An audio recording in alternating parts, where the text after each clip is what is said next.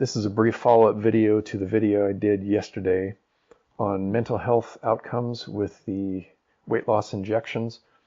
In there, I cited several articles that showed essentially no difference. In other words, these weight loss injections, they don't increase the risk of mental health events, meaning worsening or new onset anxiety, depression, or suicidal ideation.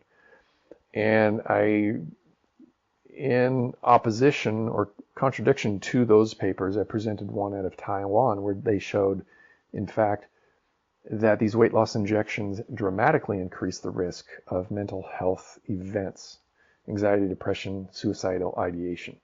And the follow-up point of this video is in those studies that did not find increased risk from the weight loss injections, essentially they're starting out with two groups of people. The group of people that are receiving the injections and the group of people that don't.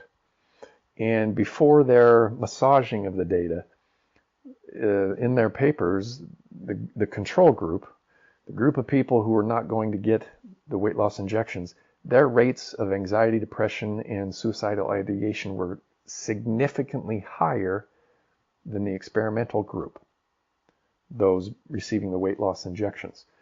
And in medical school, I'm very grateful for Professor James Holcroft, who made it very clear and taught us quite clearly that starting out in a research project, if your two groups that you're comparing, the more different they are, it doesn't matter what you do with statistics and massaging the data to make them appear similar or equivalent or quote-unquote matched, the more you have to do to make them look matched, the less valid are the results. And this is just a truism. There's no way around it.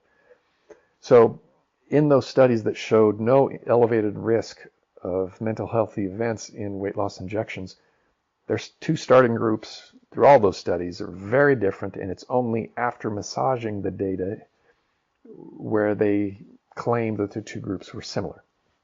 Whereas in the paper out of Taiwan, starting out, the two groups were very similar. They were matched quite well.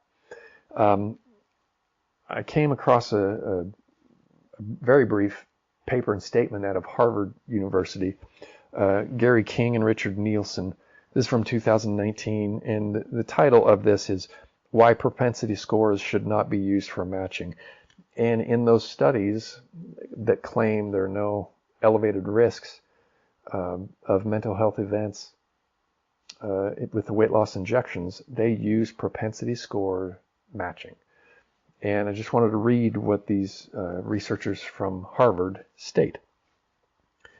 We show that propensity score matching, an enormously popular method of pre-processing data for causal inference, often accomplishes the opposite of its intended goal, thus increasing imbalance, inefficiency, model dependence, and bias. They conclude that propensity score matching, it should not be used in these type of studies, because what can happen is you get your conclusions can be opposite of the truth. And in these studies about the weight loss injections, they actually showed, hey, there's a little bit of a decreased risk of mental health events with weight loss injections. And this is precisely what these Harvard researchers are saying, is that with this propensity score matching, because of its big blind spot or its weakness, you can get the opposite results, opposite of what is actually true. And I believe this is the case with the weight loss injections and the risk of mental health events.